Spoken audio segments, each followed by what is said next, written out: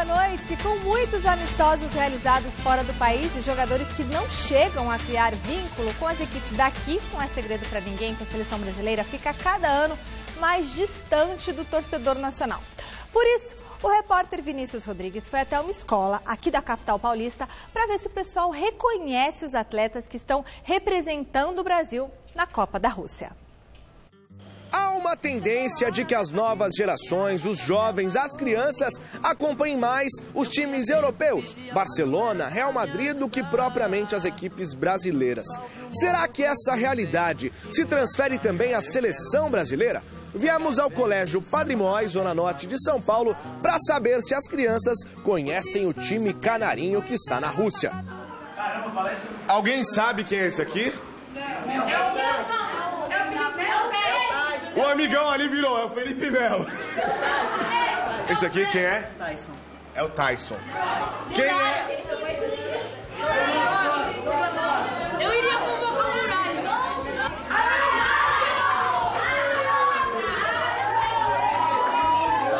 Será que a galera conhece esse aqui?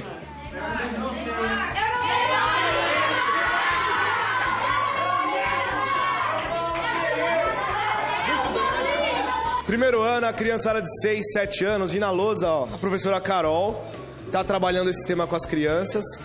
E é a primeira Copa de verdade deles, porque em 2014 eles tinham 2, 3 aninhos e agora vão para a primeira Copa. Será que eles, tão novinhos, sabem quem são os jogadores do Brasil? Vamos ver. Esse aqui alguém conhece? Não. Esse aqui? Eu conheço. Quem que é? Cristiano Ronaldo? Não. Esse aqui? É o Neymar. Esse aqui? Quem é esse aqui? Neymar. Esse é o Neymar! Pessoal, tô aqui com os caras da Copa e eu quero saber de vocês se vocês conhecem. Esse aqui que parece o Cássio, mas não é o Cássio. Colando, né? A amiga ali tá colando, ó. Vocês sabem quem é? Felipe Luiz. Esse aqui. Paulinho. Ó, as meninas já deram uma titubeada, hein? Só os meninos falaram, hein? Esse aqui. Ó, as meninas... Ô, meninas, vamos lá. O próximo só as meninas podem falar, hein? Vamos nessa, hein? Quem é esse aqui? Marcelo. Legal que eu falei que só as meninas podiam. O Tietê ali foi direto, hein, Tietê? Entrevistamos os aluninhos e eles estão treinados, eles conhecem a seleção. Será que os professores também têm essa moral com a seleção? Vamos entrar. Conhece esse amigão aqui, professora? Não. Não. Quem é esse aqui, o goleirão? Gente, eu tô me sentindo humilhada aqui. Quem é esse aqui, professor? Cássio. É o Muito Cássio. bem, muito bem. Cadê o Neymar? Próximo. Boa pergunta, nem imagino. Ó, o melhor jogador convocado é esse aqui, ó. Gabriel Jesus. Ele chora um pouco, mas joga bem, viu, gente? Ah, eu gosto desse aqui, ó. É o Firmino, né? Muito bem. Lá de Alagoas, Maceió, eu gosto muito dele. É isso, a população conhece as crianças, os adultos, todo mundo sabe o time do Tite, com uma exceção ali de um Fagner, de um Tyson, que a galera não tá muito habituada. Enquanto isso, vou pegar meu busão e vou pra Rússia. Valeu, partiu! Amigão, vai pra Moscou? Tá indo pra Rússia? Bora lá então, vamos lá, falou! Grande noite para você que acompanha o Gazeta Esportiva. De ônibus, acho que ele chega até o final da Copa, imagino. Provavelmente ele chega. Até o final da Copa ele chega. Bom, a seleção brasileira, a verdade é que não... O povo brasileiro não tem mais identificação com a seleção brasileira. Isso é uma coisa séria. A seleção brasileira, no passado, ela foi a razão, foi o mote para a descoberta da identidade brasileira. O brasileiro que, na verdade, não se... Era uma mistura, a miscigenação, né? O indígena, o negro, o europeu. E, na verdade, era a mistura de tudo isso, algo que, na verdade, não existia no mundo. E, em busca dessa identidade, o futebol acabou permitindo que isso acontecesse, principalmente quando o Brasil foi campeão em 58. Foi quando o Brasil resgatou o orgulho de ser brasileiro, né? Da raça brasileira mesmo. E havia com a seleção brasileira, uma identificação com o futebol e uma identificação com o povo. E aí depois a seleção acabou se transformando num balcão de negócio, os jogadores acabaram saindo cada vez mais cedo daqui. Antes o futebol, que era, na verdade, a principal maneira de você ter uma mudança social, né, você subir na escala social, se tornou um time de milionários, que não existe mais essa afinidade. Nada contra o jogador que ganhe bem, obviamente, ele fez por merecer, né? Mas o jogador que vai lá com um brincão de diamante na orelha treinar futebol, isso não tem muita afinidade com o brasileiro que camela aí para ter uma vida melhor. Acho que tudo isso acaba fora a consciência política, fora a situação, além da situação desastrosa do país, que não dá realmente para você ter muita preocupação com o futebol, né? Então eu acho que é uma seleção cada vez mais distanciada. Os meninos até reconheceram tudo, a garotada, principalmente por causa dessas figurinhas, né, dos álbuns da Copa. Mas eu ouso dizer, Garrafa, que se sairmos na rua, lá no centro da cidade, Viaduto do Chá, Praça da Sé, mostrar os jogadores de futebol da seleção brasileira, numa escala de 0 a 10, talvez uns 3 acertem todos os nomes. Boa noite. Boa noite, Celso. Boa noite, Michele. Boa noite, você acompanhando o Gazeta Esportiva. E é recíproco por parte dos jogadores esse desinteresse que há dos torcedores com a seleção. Há um desinteresse muito grande também dos jogadores, né? E principalmente da nossa maior estrela, o Neymar, com o que acontece no nosso país. Ou seja, a seleção está reunida há quanto tempo? Há quase um mês, já são 30 dias. O Neymar, que é a principal estrela da seleção brasileira, não concedeu uma única entrevista, né, aos jornalistas brasileiros. E aí, quando ele concede entrevista aos jornalistas brasileiros, ele não está falando comigo, não está falando com o Celso, não está falando com a Michele, ele está falando com você que está aí em casa, não é?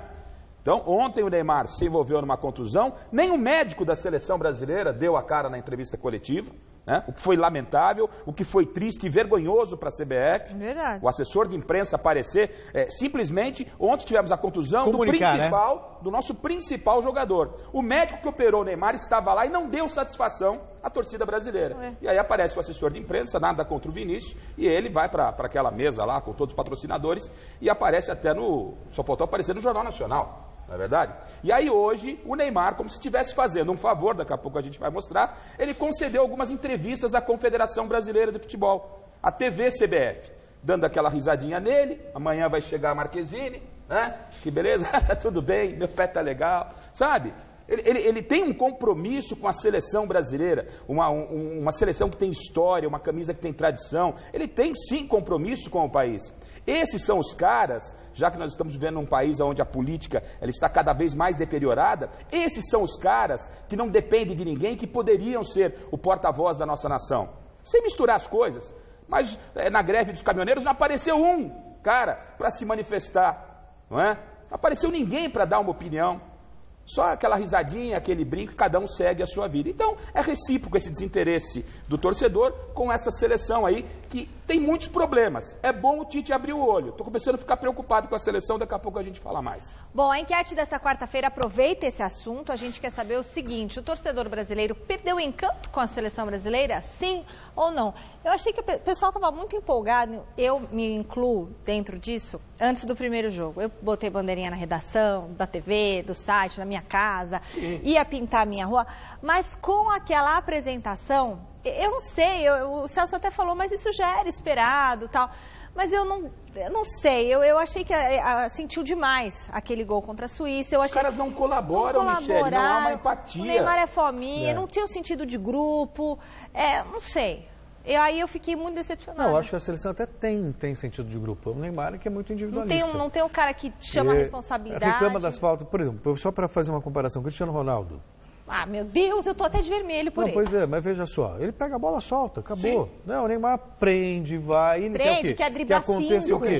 O Cristiano Ronaldo é uma estrela, né? Ele é uma estrela, mas ele está comprometido com a seleção dele. O cara joga numa seleção que é ele e o resto. E ele veste aquela camisa como se fosse realmente o que ele tem de único na vida. E ele resolve, né? E está resolvendo. Ele não precisa pintar o cabelo com um monte de espaguete para aparecer na televisão. Com todo o respeito, o cabelo do Neymar, o cabelo é dele, ele faz o que ele quiser. Mas o importante, o Neymar está numa Copa do Mundo, que é o momento máximo para um jogador de futebol. Se ele quer realmente ser um destaque, se ele quer ser o melhor na profissão dele, esse é o momento. E ser o melhor passa muito longe, no meu entendimento, de um corte de cabelo espetaculoso.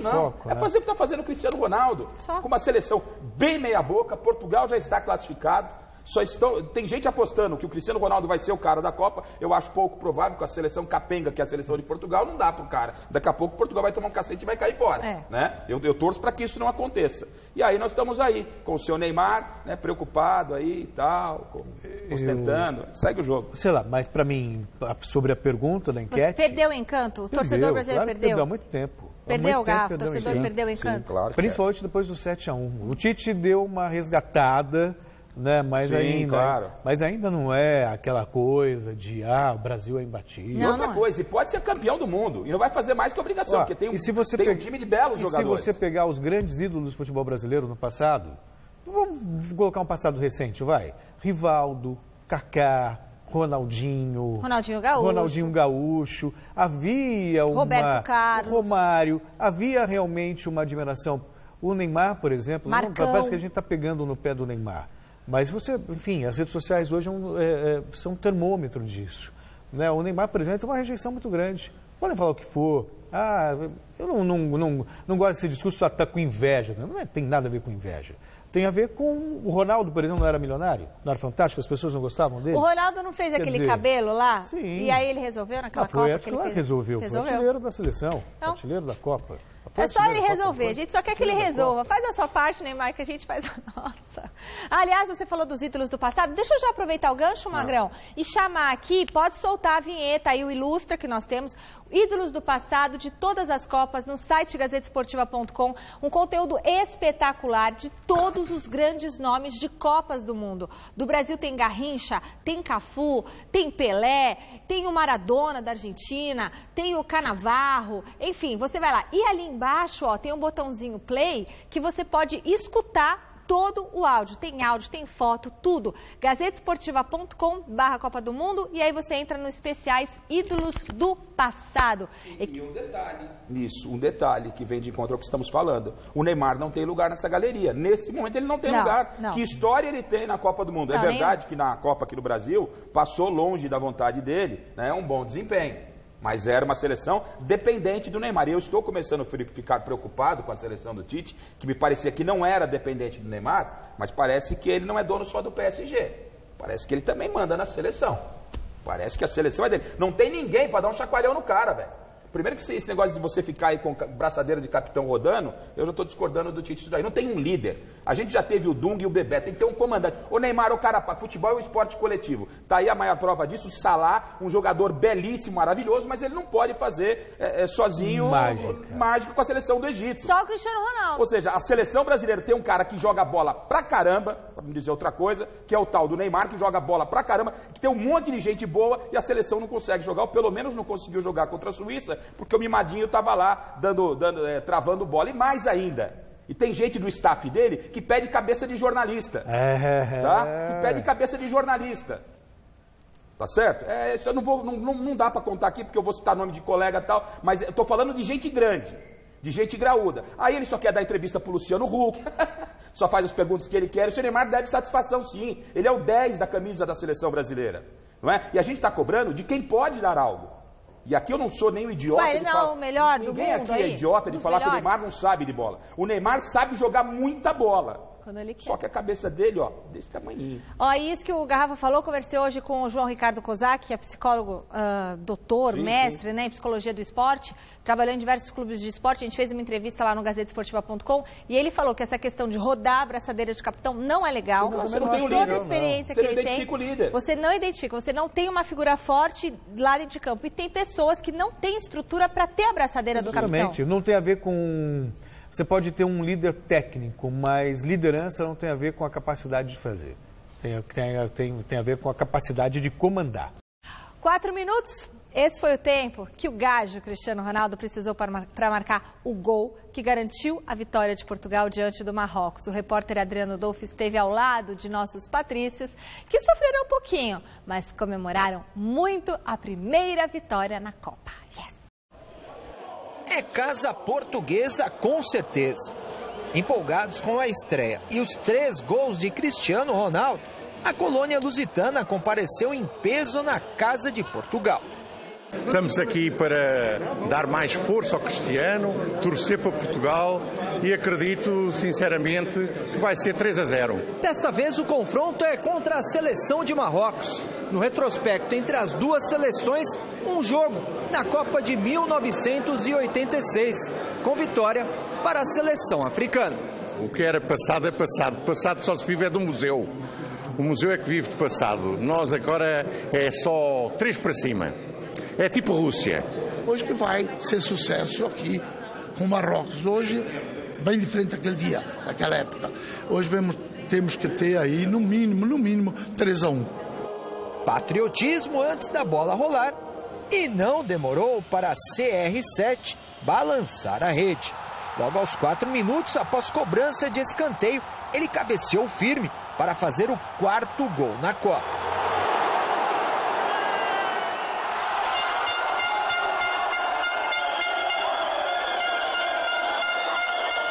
Intervalo é hora, o momento do legítimo bolinho de bacalhau. Lógico, não pode faltar. Tô vendo 3-6, é o número de gols do Cristiano Ronaldo na Copa? Olha, seria muito bom que ele fizesse 6, 7, 8.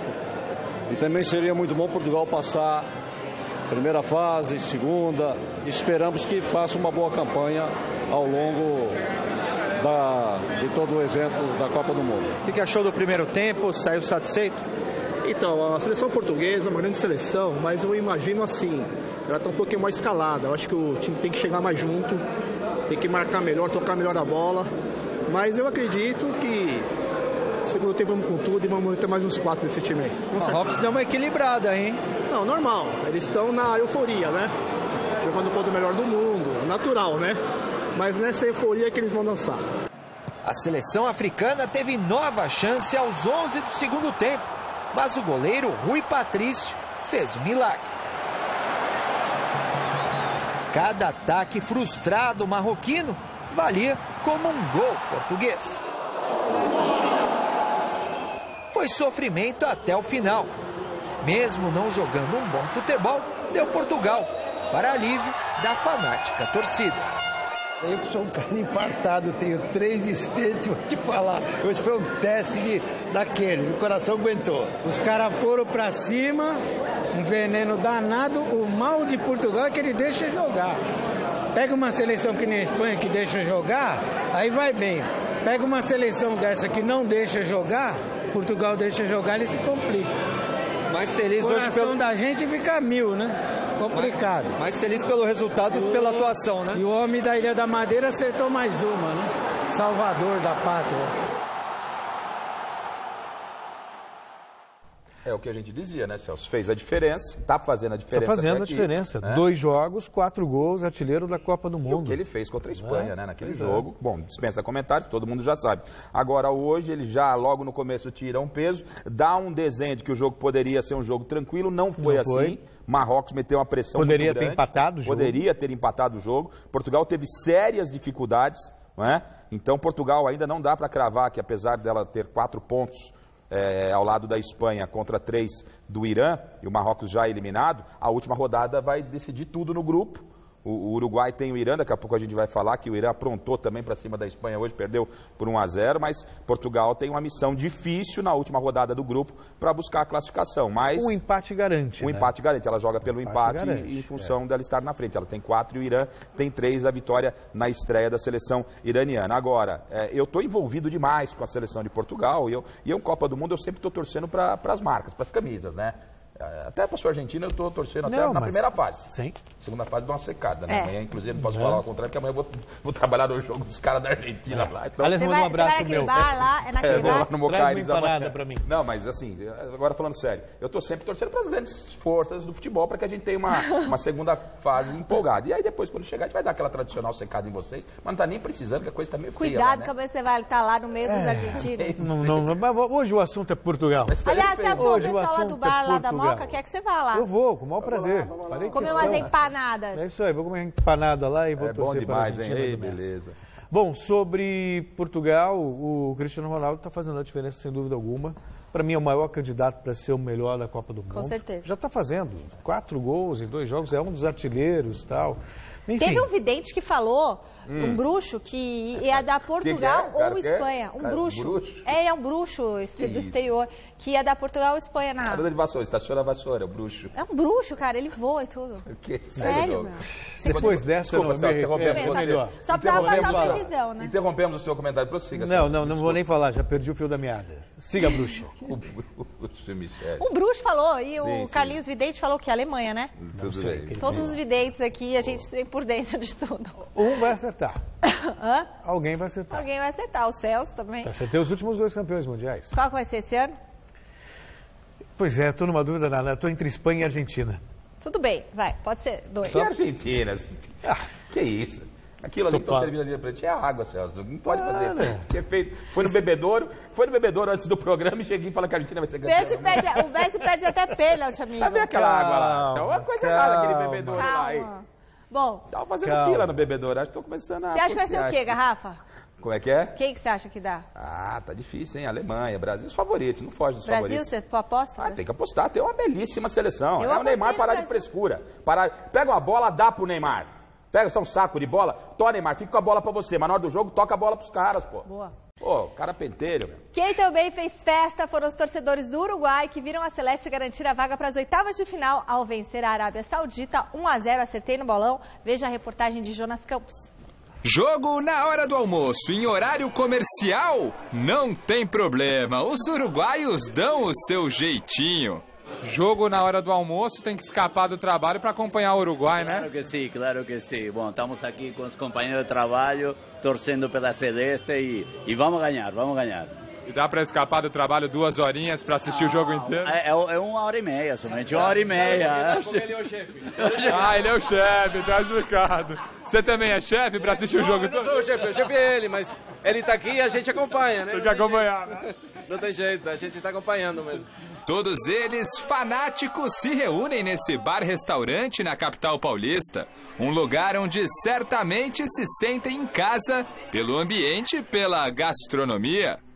Qual que é a especialidade da casa aqui? A especialidade é assado de tira, bife ancho. São a especialidade da casa e hoje a gente está com porco. Porco, menu especial para dia de jogo? Do jogo. Nós vamos comer o porco hoje. Cardápio executado pelo churrasqueiro Vladimir, há 32 anos morando no Brasil, com boas histórias e o coração dividido. Torcedor do Nacional do Uruguai e Fluminense. Fluminense, olha só, hein? Por causa de um amigo meu, Edinho, jogou na Copa 82. Eu fazia os frangos para ele lá no Trambia, ele começou lá no Trambia, né? E ele sempre, quando eu estava dirigindo a Portuguesa aqui em São Paulo, aí ele ia muito lá, né? Jantar. Aí eu fazia os frangos para ele e eu fiz uma amizade muito grande. Ele me deu a camisa do Fluminense. A partir desse momento eu fiquei Fluminense Nacional e Fluminense, são os 2 times de coração. Confronto na Copa Brasil e Uruguai, como é que fica o coração do Vladimir? Trabalhar, cara. Eu falei pro patrão, não venho trabalhar esse dia. Vou ficar em casa porque eu sou muito nervoso e talvez ele me pegar com alguém aqui dentro. Então é melhor deixar quieto, porque se o Brasil fizer gol e o Uruguai perder, o negócio vai pegar. E eu sou uruguaio antigo, não sou uruguaio, esse uruguaio de agora, né? Cada um com a sua mania. Esta peluca me la trajeron de Montevideo, minha prima, do ano 2010, que foi que o Uruguai ficou em 4º lugar, que fomos para a semifinal, teve aquele jogo dramático contra a Gana, teve a mão do Suárez, teve o penal e... A cavadinha do Louco Abreu, né? Para matar todavia o coração. E estamos aí para ver se dá sorte, né? Expectativa na seleção e no ídolo Luizito Soares. completando a marca de 100 jogos com a camisa celeste. E começou a Copa de Luis Suárez hoje. Hoje Suárez acorda. Ele tá aí atrás na parede, ó. Hoje ele brilha, o homem? Hoje vai brilhar, hoje é o jogo dele. E lá foram eles, cantando o hino nacional com orgulho de sobra. E mostrando um certo nervosismo quando a bola rola. Mas vem o alívio quando sai o tão esperado gol dele, Luizito Soares.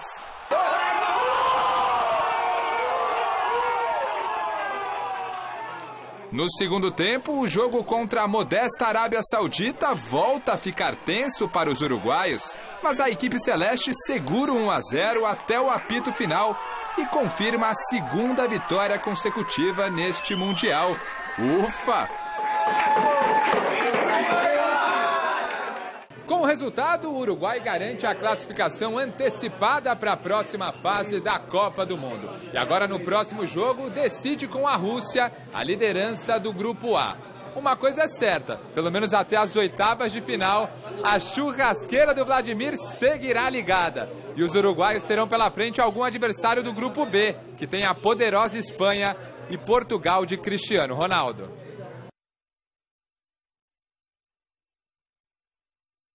O Uruguai fez a parte dele, né? Venceu por 1-0 só, gol do Soares, mas já se classificou.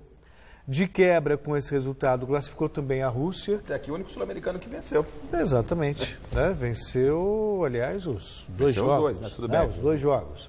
E aí você pode tem um confronto, na verdade, pelo primeiro lugar do grupo, Uruguai e Rússia. Empate classifica a Rússia em primeiro lugar. Aí fica imaginando o que vai acontecer na próxima fase, que você pode ter Portugal e Rússia, Nossa, Uruguai e Espanha, começa, né? é louco. Ou Rússia e Espanha, Portugal e Uruguai. Aí a briga de cachorro grande. Exatamente, cachorro grande mesmo. Por isso que a torcida para que passem as marcas, né? E se o Uruguai não jogou um futebol até aqui brilhante, já fez sua segunda partida... É competitivo. É um futebol de Copa do Mundo, são 7 jogos. Se você quiser conquistar o título, são 7 jogos. Em 2 jogos venceu 2. Tem 5 pela frente, né? Não jogou, pegou um adversário, talvez a seleção mais fraca da Copa, se não a mais fraca, uma das mais fracas. Mas fez ali o que tinha que fazer. E fez o que tinha que fazer, como disse a Michele, venceu por 1-0. E o que é melhor para a seleção uruguaia, e eu gosto demais de ver a seleção uruguaia, a Celeste jogando. Eu gosto também. Uma seleção que briga, garra, se não dá na né? técnica, vai na cansa. raça. Eu me identifico muito com a seleção do Uruguai. E o interessante é que ela vai para o jogo último da fase de grupos contra os donos da casa, mas já classificado. É isso aí. Né? Sem peso. Você imagina se você vai decidir a vaga contra a seleção da Rússia. Precisando vencer. Precisando vencer, que até agora, quando começou a Copa, era uma seleção desacreditada. Melhor time. Mas é uma equipe que, em termos de resultado, e tá correspondendo. Então, para o Uruguai, olha, não podia ter situação melhor nesse momento. Enquanto nós estamos aqui sabendo como é que está o pezinho, qual será o corte do Neymar amanhã, o Suárez já está classificado. O tema nosso sobre a seleção brasileira é o cabelo do rapaz. A Rússia, que ninguém dava nada, a última seleção ranqueada pela FIFA, última no ranking. Dentre as que estão aí na Tem Copa. A melhor campanha, melhor ataque, maior saldo de gols. O Tite falou que vai com o mesmo time.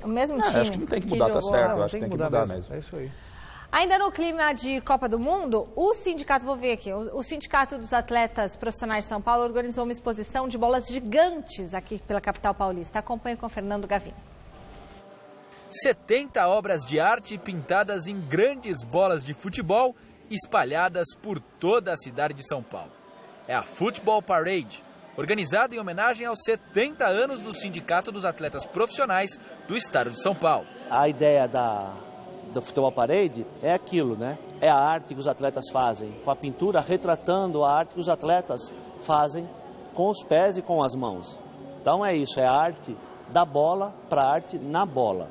As bolas ficarão pela cidade de São Paulo ao longo de todo o período da Copa do Mundo.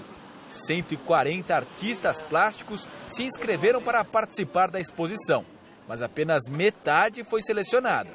Eles mandaram um esboço do trabalho, do que eles estavam pensando, e a partir desse esboço, 70 foram os contemplados. Mas a gente fez isso com uma dor no coração muito grande.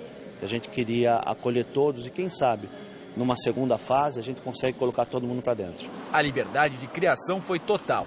O sindicato só propôs o tema e a criatividade dos artistas fez o resto do serviço. Se a gente for tolher o atleta brasileiro dentro de campo, evitar com que ele né, ele desenvolva a sua habilidade, ele não consegue chegar na totalidade do resultado. E o artista plástico é a mesma coisa. Evidente que a gente dá um motivo, mas tudo aquilo que for feito, que é muito bem feito, e que nos é mostrado dessa forma, é muito bem aceito, seja qual for. Depois da Copa do Mundo, ao final da exposição, todas as bolas serão leiloadas e parte do dinheiro arrecadado será doado. Na verdade, o trabalho foi pensado de forma completa, né? Que é a arte da bola, a parte na bola, mas a arrecadação, ela não ficar só em termos de lucro para aqueles que organizaram, né? Que a gente está destinando também para a filantropia, isso é muito bacana, muito interessante. Vem aí a 72ª prova 9 de julho e a gente convida você a se inscrever na corrida ciclística mais tradicional do Brasil. Mas ó, atenção, vem aqui pertinho de mim, Silvio. São apenas poucas vagas remanescentes, poucas vagas ainda disponíveis, então corra lá no site gazetesportiva.com e se inscreva. A gente vai ter a transmissão ao vivo pelo site gazetesportiva.com a partir das 8h30 da manhã até o finalzinho da prova e também vocês vão ter flashes ao vivo na programação da TV Gazeta, tá bom? Eu espero você, vem pedalar com a gente. Eu, Vinícius Rodrigues, Renata Falzoni, Celso Cardoso de pedalinho, porque ele não sabe andar de bicicleta, enfim, tudo bem. 2 partidas abriram ontem a 12ª rodada do Campeonato Brasileiro da Série B. Veja os gols. Ponte Preta e CSA se enfrentaram no Moisés Lucarelli e a Macaca saiu na frente com Júnior Santos aproveitando o rebote do goleiro. Mas nos acréscimos da partida, Celcinho acertou uma linda cobrança de falta e definiu o resultado em Campinas. 1-1. Na ressacada, o Avaí recebeu o Guarani e abriu o placar aos 25 minutos do primeiro tempo com Renato. O segundo do time catarinense saiu nesse lindo chute de Judson, um golaço do meio da rua, 2-0. Veio o segundo tempo e com ele a reação do Guarani. De cabeça, Kaique descontou logo aos 5 minutos. O empate também saiu com ele. Kaique aproveitou a indefinição da defesa e deixou tudo igual em Floripa. E tinha mais! O Bugre virou o placar logo na sequência, depois da boa troca de passes que Rafael Longini concluiu. O time da casa buscou o empate e chegou ao terceiro gol na cabeçada de Beltrán e ficou nisso. Avaí 3, Guarani também 3.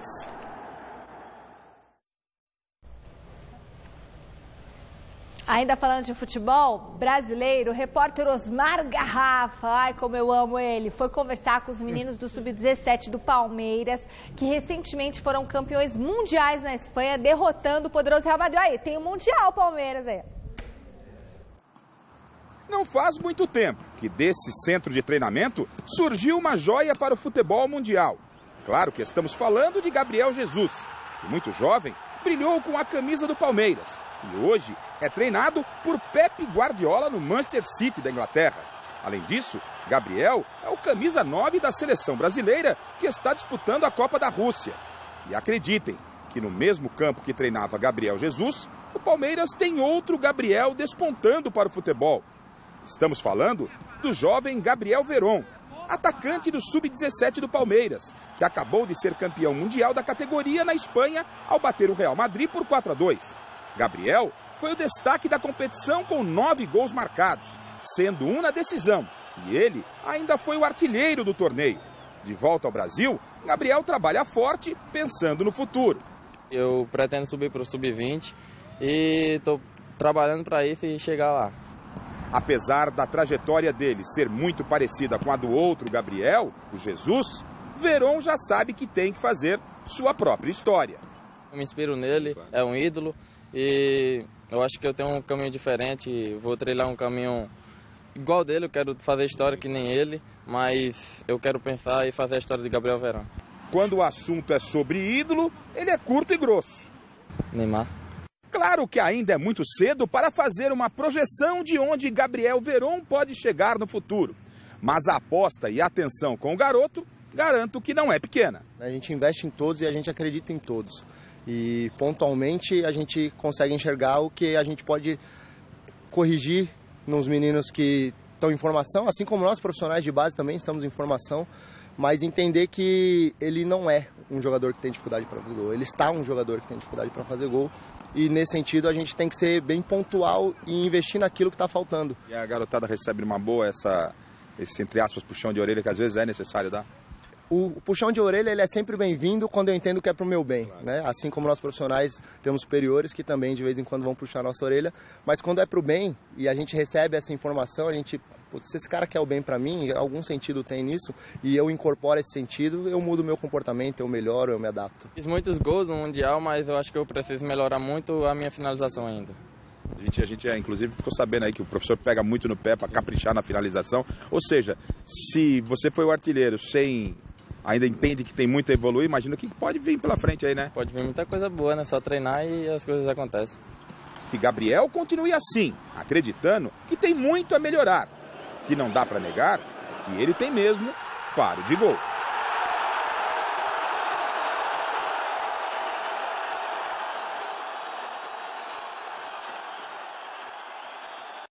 Acabei de ter uma sensação. Opa. Neymar vai fazer um gol, vai sair correndo igual esse rapaz. Falei, não, de novo não tô grávida. Mas ele vai fazer um gol, bonito. Agora eu tive uma sensação, minha amiga, tive uma sensação. Não. Pode ser, se eu errar, gente, vocês me dão um tapa depois. Vamos falar da seleção brasileira, vai? Sem querer fazer muito mistério, o Tite já definiu os 11 titulares que na sexta-feira enfrentam a Costa Rica pela segunda rodada do grupo E de Escola. Depois de deixar o treino de ontem antes do previsto com dores no tornozelo, Neymar esteve em campo e trabalhou normalmente com os companheiros antes da viagem para São Petersburgo. Com isso, ele confirmou presença no duelo contra a Costa Rica na sexta-feira. Aliás, os 11 que começarão o jogo serão os mesmos da estreia diante da Suíça. A expectativa é grande, né, pro segundo jogo. A gente espera fazer um jogo muito melhor do que foi a estreia e queremos vencer. A gente tá indo para vencer e para jogar muito bem. Treinei bem, me senti à vontade e o pé tá tranquilo. Não, mas a gente vai nos passar, né, sobre o adversário e hoje o treino foi mais para nós, né, do que para o próprio adversário, e a gente vai analisar tudo e ver a melhor forma de vencê-los. Bom, tá aí, né, Celso? Seleção brasileira, eu entendo que o Tite acerta. Eu não vejo hora, não vejo hora de mexer, não. É um jogo. Que pôr o Firmino. É um jogo que aonde você pensa em ganhar a Copa do Mundo, você não pode temer a Costa Rica. É isso aí. Então, se esse é o time do Tite, eu ouvi muitos colegas, e respeito a opinião de todo mundo, muita gente fala, não, como é um jogo teoricamente mais tranquilo. Em Copa do Mundo não tem jogo tranquilo. Não tem? Né? Não, a gente vai mostrar daqui a pouco em Espanha e Irã. Vamos poupar o Neymar para segurar. Não tem que segurar nada. O Brasil não começou com vitória, você tem que pôr o que tem de melhor. É um jogo para ganhar confiança, para o Neymar entender o Tite, e conhecendo o Tite como a gente conhece, Celso, eu acredito que o Tite pode resolver esse problema. É só ele que pode. Ou é ele ou a Bruna Marquezine, porque falaram que ele ouve... A única pessoa que fala alguma coisa pro Neymar é a tal da namorada dele, a Bruna Marquezine. Porque o pai passa a mão na cabeça, a mãe lá no Paris Saint-Germain, e a menina lá parece que é de rosca. Ela fala o que tem que falar para ele. Então, como eu não vou entrar nesse aspecto aí pessoal, eu vou acreditar que o Tite pode chamar o Neymar e mostrar para ele que, coletivamente, ele pode ser muito útil à seleção brasileira. Que essa seleção pode jogar com ele, jogar para ele e o Brasil fazer um bom futebol. Então vamos aguardar, o Tite tem uma boa cabeça e acho que ele pode resolver esse problema e que resolvesse de uma vez também a história do capitão. E uma outra situação que me preocupa é a lateral direita. O Daniel Alves está fazendo muita falta, a gente perdeu aquela saída, a seleção é uma seleção pensa pelo lado esquerdo, a saída de segurança é só com o Marcelo, os adversários já sabem disso, o Tite precisa corrigir isso. Né? Talvez a última oportunidade do Danilo, ou o Danilo, no meu entendimento, projetando um avanço da seleção brasileira nessa Copa do Mundo. Ou ele desencanta amanhã, ou tem que começar a pensar, não sei se no Fagner, ou você vai improvisar ali pelo setor, mas não está dando. Fagner, né? Mas não está dando, mas realmente não está dando. Está fazendo muita falta, o William fica isolado, o William está fora do jogo. O William não aparece. Porque o William fica lá na frente, lá na direita, e a bola não tem aquela ultrapassagem, não chega lá. Daqui a pouco o William vai ter que embolar também do lado esquerdo. Então são os problemas que o Tite tem que resolver contra a Costa Rica. Outra coisa, também não prevejo jogo fácil com a Costa Rica não, viu? Ai, senhor. Não prevejo mesmo. Mais uns 3, eu acho. Em 90, o Brasil ganhou apertado da Costa Rica de 1-0. Em 2002, goleou 5-2, é verdade. Mas se eu me lembro bem, daquela Copa, a Costa Rica foi o time que mais criou situações de gol contra a seleção brasileira. Tomou de 5-2. Putz, o Alisson tomou. Mas se tivesse, por exemplo, uma boa... levando em consideração o que a Costa Rica fez na Copa passada... Flávio até fala assim, é um time ruim.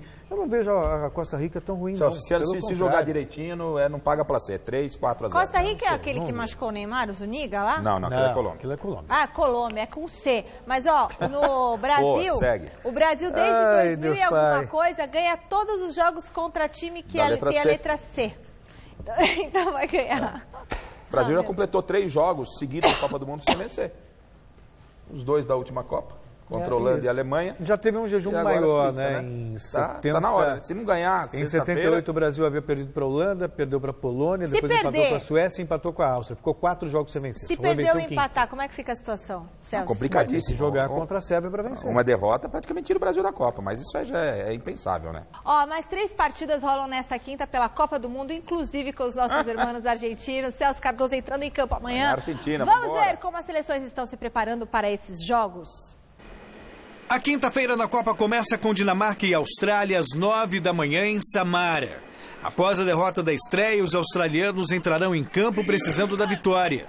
O técnico holandês Bert van Marwijk não deve promover mudanças táticas em relação à primeira partida, até porque a avaliação é de que o desempenho foi bom e o resultado só não foi melhor por conta da interferência do árbitro de vídeo. Tivemos algumas chances contra a França. Talvez tenhamos mais chances contra a Dinamarca. Vendo o jogo da Dinamarca, percebemos que o Peru também teve muitas chances, o que pode ser muito importante. Os dinamarqueses estão de olho na classificação antecipada. Uma vitória contra a Austrália praticamente garante o país nórdico na próxima fase. Para isso, o treinador dinamarquês deu atenção ao sistema defensivo. A avaliação sobre a estreia é muito parecida com a do técnico rival. Se você olhar para o jogo isoladamente, eu deveria estar preocupado. Os peruanos tiveram muitas oportunidades contra nós, é verdade. Dos últimos 16 jogos que disputamos, foi o que oferecemos o maior número de oportunidades de gol ao rival. Isso é preocupante. França e Peru completam a segunda rodada do Grupo C ao meio-dia em Ekaterimburgo. Em caso de vitória da Dinamarca contra a Austrália, os franceses garantem a vaga na próxima fase com um triunfo contra os peruanos. Para esse confronto, o técnico Didier Deschamps deve promover 2 alterações. Matuidi e Giroud entram nas vagas de Tolisso e de Dembélé. Já Griezmann, com dores no tendão de Aquiles, deve estar entre os titulares. Para obter o mesmo resultado amanhã, podemos e devemos fazer melhor. Os peruanos têm essa capacidade de jogar para frente, mas também, com muitas equipes latino-americanas, eles sabem como defender, como precisam. Após a derrota na estreia, os peruanos chegam pressionados para a disputa contra a França. O técnico Ricardo Gareca tem 2 dúvidas. O volante Tapia e o atacante Carijo, que dependem da liberação do departamento médico. Por outro lado, o Guerreiro deve fazer a estreia como titular numa Copa do Mundo. A ideia nossa é essa, ou seja, a ideia nossa é tratar de controlar a França. Nossa ideia é essa, tentar dominar a França para que possamos desenvolver nosso jogo. O Peru vai jogar como sempre. Vocês já conhecem nosso estilo. Já estamos há 3 anos e meio no comando da seleção e quem nos acompanha todo esse tempo tem uma ideia do que é o Peru. Em cada compromisso, com diferentes estratégias, mas sempre com uma ideia pontual: ganhar. Com diferentes estratégias, mas sempre com uma ideia pontual. Então, sair a ganhar. A Argentina e a Croácia encerram os jogos desta quinta-feira às 3 da tarde em Nizhny Novgorod, em jogo válido pela segunda rodada do Grupo D. Para superar a frustração do empate na estreia, o técnico Sampaoli deve promover mudanças, inclusive no sistema tático, trocando o 4-3-2-1 pelo 3-4-3. Acunha e Mercado devem ficar com as vagas de Rojo e Biglia. Di Maria pode perder o lugar para Pavón. E também a dúvida entre Messa ou Pérez no meio-campo. Buscaremos outros recursos para ver se podemos conseguir que a busca do gol seja intensa desde o primeiro minuto. Estou muito confiante nisso. Muito confiado por isso.